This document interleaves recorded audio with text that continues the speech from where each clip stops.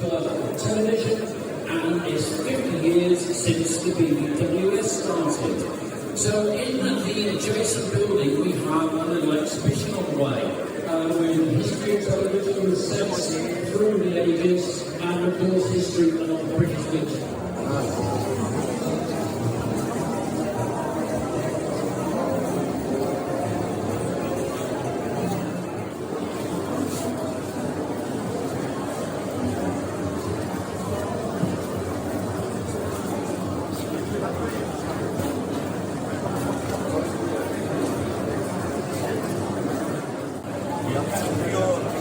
The other two above it are like PA